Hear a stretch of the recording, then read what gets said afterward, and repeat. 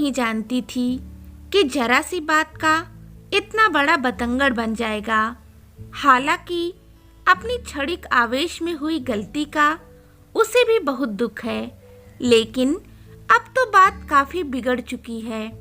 वैसे भी विवाहित ननद के तेवर सास से कम नहीं होते। फिर मानवी तो इस घर की लाडली छोटी बेटी थी, सबके स्नेह की इकलौती अधिकारी। उसके लिए ही नहीं बल्कि सारे परिवार के लिए यह जरा सी बात भी बहुत बड़ी बात थी। हाँ, जरा सी बात ही तो थी। क्या हुआ जो आवेश में मानवी को एक थप्पड़ लग गया? उसे इतना तूल देने की कहाँ जरूरत थी? वैसे भी मैंने किसी द्वेष से तो उसे थप्पड़ मारा नहीं था। मैं तो मानवी को अपनी छोटी बहन का सम्मान देती हूँ। मानवी की जगह मेरी अपनी बहन होती तो क्या इसे भूल नहीं जाती? लेकिन मानवी लाख बहन जैसी होगी, बहन तो नहीं है ना, इसलिए परेशान कर रखा है। पूर्वी जितना सोचती उतना ही उलझती जाती, लेकिन मामले को सुलझाने का कोई सिरा उसके हाथ में नहीं आ रहा था। कोई दूसरा मसला होता तो पूर्वी पति सुमित को अपनी बगल में खड़ा पाती, लेकिन यहाँ तो मामला उसकी अपनी छोटी बहन का है, जिसे मानवी ने अपने स्वाभिमान से जोड़ लिया है। अब तो सुमित भी उससे नाराज है। किस किस को मनाए, किस किस को सफाई दे, पूर्वी समझ नहीं पा रही थी। हालांकि भावावेश में ननद पर हाथ उठाते ही पूर्वी को अपनी गलती का एहसास हो गया था, लेकिन वह जली हुई साड़ी बार बार उसे अपनी गलती नहीं मानने के लिए उकसा रही थी। दरअसल पूर्वी को अपनी सहेली की शादी की सालगिरह के पार्टी में जाना था। सुमित पहले से ही तैयार होकर उसे देर करने का ताना मार रहा था। ऊपर से जो साड़ी वह पहनने की सोच रही थी वह आयरन नहीं हुई थी। छुट्टियों में मायके आई हुई ननद ने लाड दिखाते हुए भाभी की साड़ी को आयरन करने की जिम्मेदारी ले ली। पूर्वी बाथरूम में घुस गई। इधर नंदोई जी का फोन आ गया और मानवी बातों में डूब गई। बातों में खोई मानवी आयरन को साड़ी पर से उठाना भूल गई और जब पूर्वी बाथरूम से निकली तो अपनी साड़ी को जलती हुई देखकर वह होश खो बैठी। उसने ननद को उसकी गलती का एहसास कराने के लिए गुस्से में उससे मोबाइल छीनने की कोशिश की, लेकिन मानवी के अचानक मुंह घुमा लेने से पूर्वी का हाथ उसके गाल पर लग गया, जिसे मानवी ने थप्पड़ कहकर पूरे घर को सिर पर उठा लिया। देखते ही देखते घर में ऐसा भूचाल आया जिसे किसी भी रिएक्टर पैमाने पर नापा नहीं जा सकता। घर की लाडली बहू अचानक किसी खलनायिका सी अप्रिय हो गई। पूर्वी का पार्टी में जाना तो कैंसल होना ही था। अब सास ननद तो रसोई में घुसने से रहीं, क्योंकि वह तो पीड़ित पक्ष था। लिहाजा पूर्वी को ही रात के खाने में जुटना पड़ा। खाने की मेज पर सबके मुंह चपातियों की तरह फूले हुए थे। ननद ने खाने की तरफ देखना तो दूर, खाने की मेज पर आने तक से इनकार कर दिया। सास ने बहुत मनाया कि किसी तरह थोड़ा सा खा ले, लेकिन रूठी हुई रानियां भी भला वनवास से कब मानती हैं। मानवी की जिद थी कि भाभी उससे माफी मांगे, सिर्फ दिखावे भर की नहीं बल्कि पश्चाताप के आंसुओं से तर माफी। उधर पूर्वी इसे अपनी गलती ही नहीं मान रही थी, तो माफी और पश्चाताप का तो प्रश्न ही नहीं उठता, बल्कि वह तो यह चाह रही थी कि मानवी को उसकी कीमती साड़ी जलाने का अफसोस करते हुए स्वयं उससे माफी मांगनी चाहिए। यहाँ जरा सी बात अब प्रतिष्ठा का सवाल बनने लगी थी। मानवी यहाँ एक पल रुकने को तैयार नहीं थी। वहीं सास को डर था कि बात समझाने तक जाएगी तो बेकार ही धूल उड़ेगी। किसी तरह उसे मामला सुलटने तक रुकने के लिए मना सकीं। एक उम्मीद भी थी कि हो सकता है एक दो दिन में पूर्वी को अपनी गलती का एहसास हो ही जाए। ससुर जी का कमरा और सास की अध्यक्षता में देर रात तक चारों की मीटिंग चलती रही। पूर्वी इस मीटिंग से बहिष्कृत थी। अपने कमरे में विचारों की तरह उथल-पुथल हो रही पूर्वी के लिए अपने पति को अपने पक्ष में करना कठिन नहीं था। पुरुष की नाराजगी भला होती ही कितनी देर तक है। कामिनी स्त्री की पहल जितनी ही ना, एक रति शस्त्र में ही पुरुष घुटनों पर आ जाता है। लेकिन आज पूर्वी इस अमोघ बाण को चलाने के मूड में भी तो न थी। वह भी देखना चाहती थी कि ससुर जी के कमरे में होने वाले मंथन से उसके हिस्से में क्या आता है। जानती थी कि हलाहल ही होगा, लेकिन बस आधिकारिक घोषणा का इंतजार कर रही थी। ढलती रात सुमित ने कमरे में प्रवेश किया। पूर्वी जागते हुए भी सोने का नाटक करती रही। सुमित ने उसकी कमर के गिर्द घेरा डाल दिया। पूर्वी ने कसमसाकर अपना मुंह उसकी तरफ घुमाया। पूर्वी, तुम सुबह मानवी से माफ़ी मांग लेना।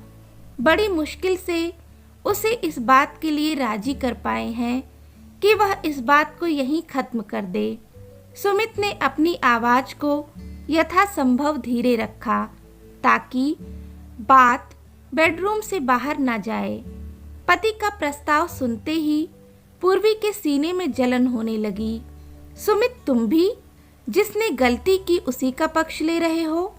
एक तो तुम्हारी उस नकचड़ी बहन ने मेरी इतनी कीमती साड़ी का सत्यानाश कर दिया, ऊपर से तुम चाहते हो कि मैं नाराजगी जाहिर करने का अपना अधिकार भी खो दूं, गिर जाऊं उसके पैरों में।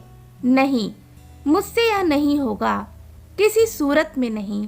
पूर्वी फुफकारी, एक साड़ी ही तो थी ना, जाने दो, मैं वैसी 5 नई लाकर दूंगा। तुम प्लीज उससे माफी मांग लो। सुमित ने फिर खुशामद की, लेकिन पूर्वी ने कोई जवाब नहीं दिया और पीठ फेरकर सो गई। सुमित ने उसे मजबूत बाहों से पकड़कर जबरदस्ती अपनी तरफ फेरा। पूर्वी को उसकी यह हरकत बहुत ही नागवार लगी। एक थप्पड़ ही तो मारा था ना, वह भी उसकी गलती पर। यदि वह तुम्हारी बहन ना होकर मेरी बहन होती तब भी क्या ऐसा ही बवाल मचता? बात आई गई हो जाती। तुम भाई बहन कभी आपस में लड़े नहीं क्या? क्या तुमने या तुम्हारे माँ बाप ने आज तक कभी उस पर हाथ नहीं उठाया? फिर आज यह महाभारत क्यों छिड़ गई? पूर्वी ने उसका हाथ झटकते हुए कहा। सुमित ने बात आगे ना बढ़ाना ही उचित समझा। उस रात शायद घर का कोई भी सदस्य नहीं सोया होगा। सब अपने अपने मन को मथ रहे थे। विचारों की झड़ी लगी थी। मानवी अपनी माँ के आंचल को भिगो रही थी तो पूर्वी तकिए को। सुबह पूर्वी ने अपनी नैतिक जिम्मेदारी समझते हुए सबको चाय थमाई, लेकिन आज इस चाय में किसी को मिठास महसूस नहीं हुई। मानवी और सास ने तो कप को छुआ तक नहीं, बस घूरती ही रहीं। हर कोई बातचीत शुरू होने की प्रतीक्षा कर रहा था। भाई, तुम किसे ज़्यादा प्यार करते हो, मुझे या अपनी बीबी को? अचानक मानवी का अटपटा प्रश्न सुनकर सुमित चौंक गया। उसने अपनी माँ की तरफ देखा। माँ ने कन्नी काट ली। पिता ने अपना सिर अखबार में घुसा लिया। पूर्वी की निगाहें भी सुमित के चेहरे पर टिक गईं। यह कैसा बेतुका प्रश्न है। सुमित ने धर्म संकट से बचना चाहा, लेकिन यह इतना आसान कहाँ था। अटपटा चटपटा मैं नहीं जानती।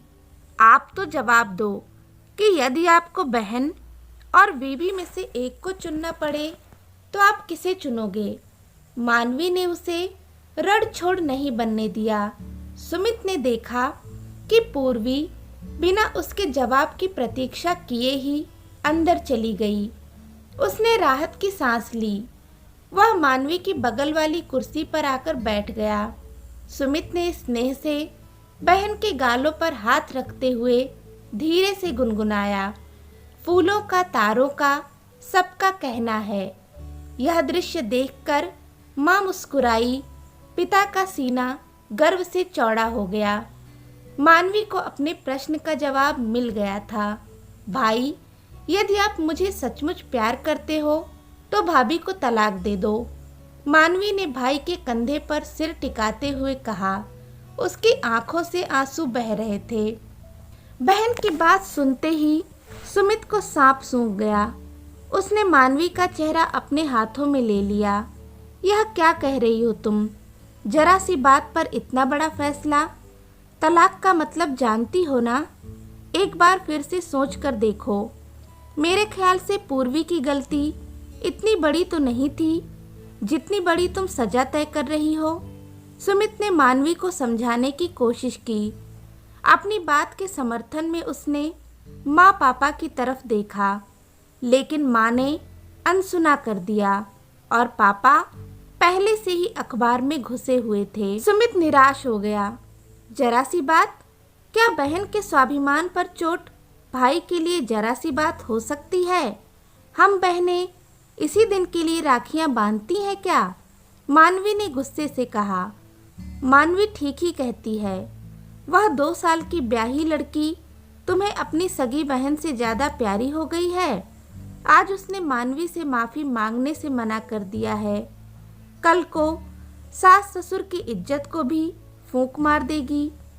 भाई बहन की बहस को नतीजे पर पहुंचाने की मंशा से माँ बोली। पापा ने अखबार की खबर पढ़कर वही बात सुमित को सुनाई जो माँ ने सुनाई थी। सुमित समझ गया कि इनका पलड़ा भी बेटी की तरफ ही झुका हुआ है। कहाँ तो सुमित सोच रहा था कि इस बार बहन के प्यार के रिश्ते के पलड़े पर रख मकान पर उसके हिस्से वाले आधे भाग को भी अपने नाम करवा लेगा, लेकिन यहाँ तो खुद उसका प्यार ही पलड़े पर रखा जा रहा है। पूर्वी का थप्पड़ उसके मंसूबों की लिखावट पर पानी फेर रहा है। सुमित ने पूर्वी को शीशे में उतारना तय कर लिया। वह इस जरा सी बात के लिए अपना इतना बड़ा नुकसान नहीं कर सकता, और वैसे भी यदि नुकसान मेरा होगा तो पूर्वी भी कहाँ फायदे में रहेगी। मानवी दिन भर अपने कमरे में पड़ी रही। सबने कोशिश करके देख ली, लेकिन वह तो पूर्वी को तलाक देने की बात पर अड़ गई थी। हालांकि सबको उसकी यह जिद बचकानी ही लग रही थी, लेकिन मन में कहीं ना कहीं यह भय भी सिर उठा रहा था कि इस बार की जीत कहीं पूर्वी के सिर पर सींग ना उगा दे। कहीं ऐसा ना हो कि वह छोटे बड़े का लिहाज ही भूल जाए, जिस पर चाहे हाथ उठाए या सामने बोलने लगे। झाड़ियों को बेतरबीन होने से पहले ही कतर देना ठीक रहता है। इसलिए पूर्वी को एक सबक सिखाने के पक्ष में तो सभी थे। पूर्वी सुनो ना। रात को सोने से पहले सुमित ने स्वर पर चाशनी चढ़ाई। पूर्वी ने सिर्फ आंखों से पूछा, क्या है? मानवी को सॉरी बोल भी दो ना। उसका बाल हट समझकर जरा सोचो, यदि यह बात उसकी ससुराल में चली गई तो वे लोग हमारे बारे में क्या सोचेंगे, खासकर तुम्हारे बारे में। तुम जानती हो ना कि मानवी के ससुर जी तुम्हें कितना मान देते हैं। सुमित ने निशाना साध कर चोट की। निशाना लगा भी सही जगह पर, लेकिन प्रहार अधिक दमदार न होने के कारण अपने लक्ष्य को भेद न सका। इसे बालहट नहीं, इसे त्रियाहट कहते हैं। पूर्वी ने ननद पर व्यंग करते हुए पति के कमजोर ज्ञान पर तीर चला दिया।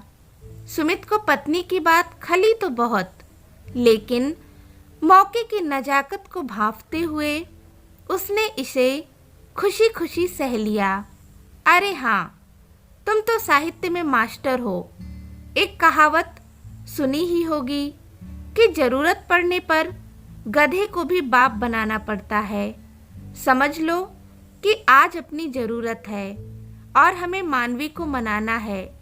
सुमित ने आवेश में पूर्वी के हाथ पकड़ लिए और उसने पूर्वी को सारी बात बताते हुए उसे अपनी योजना में शामिल कर लिया। रूठे हुए पति पत्नी के मिलन के बीच एक प्यार भरी मनुहार की ही तो दूरी होती है। शक्कर के दूध में घुलते ही उसकी मिठास कई गुना बढ़ जाती है। अगली सुबह पूर्वी को गुनगुनाते हुए चाय बनाते देखा तो इस परिवर्तन पर किसी को यकीन नहीं हुआ। सुमित जरूर राजभरी मुस्कान के साथ मेज पर हाथों से तबला बजा रहा था। माँ पापा उठकर कमरे से बाहर आ चुके थे। मानवी अभी भी भीतर ही थी। पूर्वी ने 3 कप चाय बाहर रखे और 2 कप लेकर मानवी को उठाने चल दी। माँ पापा की आंखें लगातार उसका पीछा कर रही थीं। आई एम सॉरी मानवी, मुझे इस तरह नहीं करना चाहिए था। प्लीज़ मुझे माफ़ कर दो। पूर्वी ने बिस्तर पर गुमसुम बैठी ननद के पास बैठते हुए कहा। मानवी को सुबह सुबह इस माफ़ीनामे की उम्मीद नहीं थी। वह अचकचा गई। कल तक मैं इसे जरा सी बात ही समझ रही थी और तुम्हारी जिद को तुम्हारा बचपना, लेकिन कल रात जब मैंने इस बारे में सोचा तब से तुम्हारे दर्द को बहुत नज़दीक से महसूस कर पा रही हूँ। मैं इस बात से शर्मिंदा हूँ कि एक स्त्री होकर मैं तुम्हारे स्वाभिमान की रक्षा नहीं कर पाई। मैं सचमुच तुमसे माफ़ी मांगती हूँ, दिल से।